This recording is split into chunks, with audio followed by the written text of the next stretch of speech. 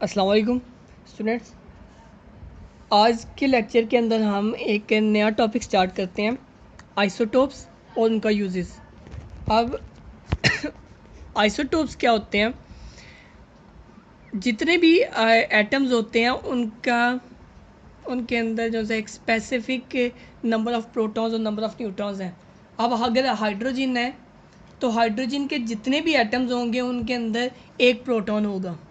कि सारे एक एलिमेंट के जितने भी एटम्स हैं उनके अंदर प्रोटॉन का नंबर सेम होता है। कि जितने भी एक एलिमेंट है उसके जितने भी एटम्स होंगे, फॉर एग्जांपल अगर हाइड्रोजन के जितने भी आप एटम देख लें, हर एक के अंदर प्रोटॉन का नंबर 1 होगा। अगर आप हीलियम के जितने भी अगर एटम देख लें तो उनके अंदर प्रोटॉन का नंबर सेम होगा। तो आप पर आइसोटोप्स के अंदर क्या होता है, पर उनके अंदर न्यूट्रॉन का नंबर डिफरेंट हो सकता है। कि अगर हाइड्रोजन है उसके अंदर एक एटम के अंदर अगर हमने बात किया कि एक प्रोटॉन है, कोई न्यूट्रॉन नहीं है, तो किसी दूसरी हाइड्रोजन के ही एटम के अंदर प्रोटॉन का नंबर एक हो सकता है, पर न्यूट्रॉन का नंबर भी एक हो सकता है, दो भी हो सकता है। इसलिए एक एटम के अंदर जितने भी एक एलिमेंट के एटम्स हैं उनके अंदर प्रोटॉन का नंबर सेम हो सकता है, पर न्यूट्रॉन्स का नंबर वो जो है वो डिफरेंट भी हो सकता है और सेम भी हो सकता है। तो ये नेचर के अंदर ये सारे जो से एटम्स हैं इस तरह एग्जिस्ट करते हैं। तो हमने जब बात की थी एक एटम की आइडेंटिटी की, तो हमने एटॉमिक नंबर की बात की थी कि एटॉमिक नंबर से हम एटम को आइडेंटिफाई कर सकते हैं कि प्रोटॉन के नंबर से कि ये एटम कौन सा है। हमने ये नहीं था कहा कि एक एटॉमिक मास से भी हम आइडेंटिफाई कर सकते हैं, क्योंकि एटॉमिक मास क्या था, प्रोटॉन्स का नंबर और न्यूट्रॉन्स का नंबर को सम जो है वो उसका एटॉमिक मास है। तो अगर हम बात करते हैं, अगर हम एटॉमिक मास की, तो एक हाइड्रोजन का एटम ही है, उसका एटॉमिक नंबर क्या है कि 1 है, क्योंकि उसका प्रोटॉन का नंबर वो 1 है। तो न्यूट्रॉन इसका एटॉमिक मास 1 भी हो सकता है, 2 भी हो सकता है, 3 भी हो सकता है, क्योंकि उसके हमने भी बात की है कि न्यूट्रॉन का नंबर जो है वो डिफरेंट हो सकता है। क्यों? तो प्रोटॉन का नंबर चेंज नहीं होगा, न्यूट्रॉन का नंबर वो चेंज हो सकता है। तो ये जो सा न्यूट्रॉन का नंबर जो सा चेंज है, इसकी वजह से उसके एटॉमिक मास के अंदर भी चेंज हो सकती है। तो जो है एक ही सेम एलिमेंट के जितने भी डिफरेंट एटम्स हैं, जब उनका एटॉमिक नंबर सेम हो पर एटॉमिक मास डिफरेंट हो, तो वो जैसे डिफरेंट एटम्स हैं उनको हम आइसोटोप्स बोलते हैं। फॉर एग्जांपल हमने अभी हाइड्रोजन की बात की है कि हाइड्रोजन का एटॉमिक मास 1 भी हो सकता है, 2 भी हो सकता है, 3 भी हो सकता है, पर एटॉमिक नंबर तीनों का सेम है। तो ये जो से 3 डिफरेंट एटॉमिक मास वाले हाइड्रोजन के एटम्स हैं, इनको जो है आइसोटोप्स बोलते हैं। तो atoms of the same element having same atomic number but different mass number are called isotopes.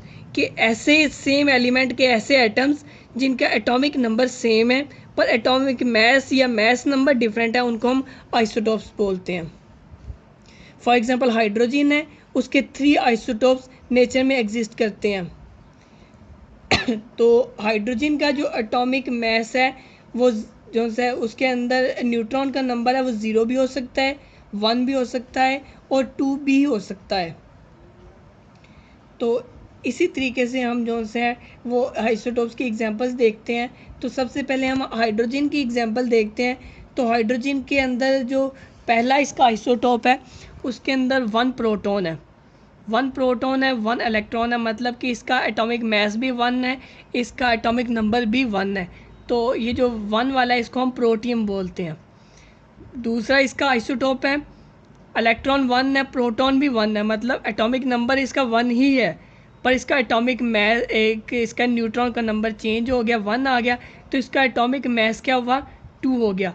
तो ऐसा हाइड्रोजन का एटम जिसका एटॉमिक मास जो है वो 2 हो जाए पर एटॉमिक नंबर उसका 1 हो, उसे हम ड्यूट्रियम बोलते हैं।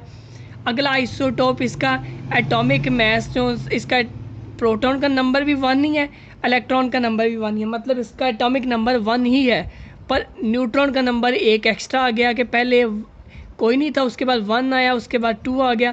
तो ऐसा हाइड्रोजन का एटम जिसका एटॉमिक मास जो है वो 3 हो जाए और एटॉमिक नंबर उसका 1 ही रहे, उसको हम ट्रीटियम बोलते हैं। तो नेचर के अंदर ये 3 हाइड्रोजन के आइसोटोप्स एग्जिस्ट करते हैं, प्रोटियम, ड्यूट्रियम, ट्रीटियम। प्रोटियम में इसका एटॉमिक मास जो है वो 1 है, ड्यूट्रियम में 2 है, ट्रीटियम में इसका 3 है। इसी तरह कार्बन के आइसोटोप जो हैं, कार्बन 12 भी प्रेजेंट है कि इसका जो है एटॉमिक मास जो है 12 है। इसी तरह C13 प्रेजेंट है कि एटॉमिक नंबर इसका 6 ही है पर एटॉमिक मास 13 है। C14 के जो है कार्बन के एटॉमिक नंबर 6 ही है पर जो है इसका एटॉमिक जो है मास है वो 14 हो गया। तो ये नेचर के अंदर डिफरेंट एग्जिस्ट कर रहे हैं। अब हम जो है मुख्तलिफ आइसोटोप्स के यूजेस को देखेंगे कि आइसोटोप कहाँ कहाँ पे यूज़ हो रहे हैं।